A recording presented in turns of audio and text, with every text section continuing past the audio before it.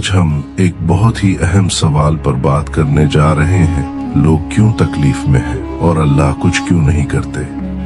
ये सवाल सदियों से इंसानों के जहन में है और उसे इस्लामी तालीमात के जरिए समझना बहुत जरूरी है। जिंदगी में दुख का होना इस्लाम में जिंदगी को एक आजमाइश समझा गया है। कुरान में इरशाद है, और हम तुम्हें यकीनन कुछ खौफ, भूख,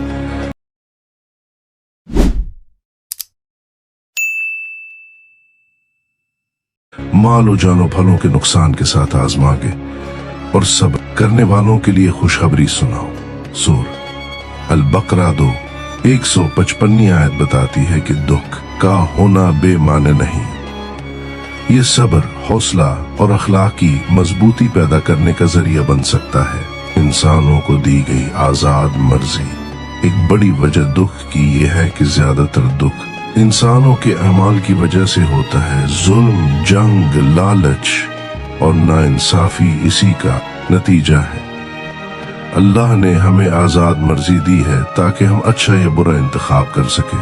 अगर इंसानों के पास इंतखाब न होता तो अखलाक की जिम्मेदारी भी न होती। दुख एक रूहानी इम्तिहान भी हो सकता है। इस्लाम सिखाता है कि मुश्किलात हमें अल्लाह के करीब ले जा सकती हैं। दुआ, खैरात, सब्र और दूसरों की मदद मुश्किलात में ज्यादा मायने रखती है। हजरत मोहम्मद सल्लल्लाहु अलैहि वसल्लम ने फरमाया, कोई मुसलमान थकन, बीमारी, दुख, गम, तकलीफ या परेशानी में मुब्तला नहीं होता, यहाँ तक कि अगर उसे कांटे का छोटा सा जख्म भी लगे, मगर अल्लाह उसके कुछ गुनाहों को माफ कर देता है। सही बुखारी।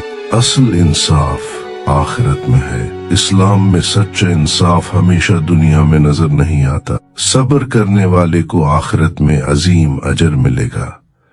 जो लोग बुराई करते हैं उनका हिसाब आखिरत में होगा।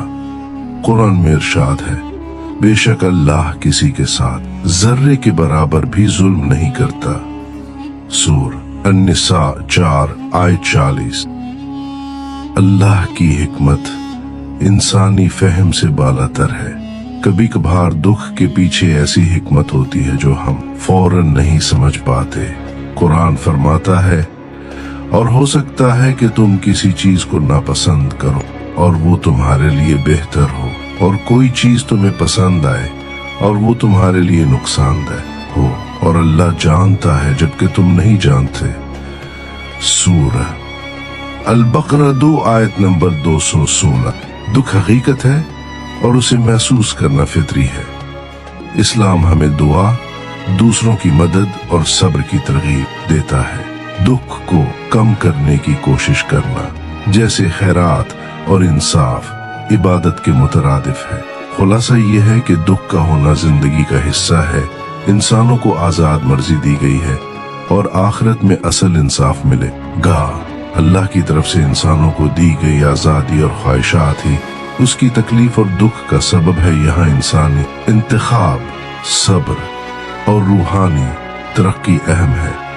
आप खुद सोचें, अगर इंसान अच्छे, नेक और रूहानी इल्म हासिल करे और किसी का बुरा ना सोचे, अपनी ख्वाहिशात को अल्लाह के लिए तर्क कर दे, तो क्या ये दुख, तकलीफ, ये मुश्किलात होंगी?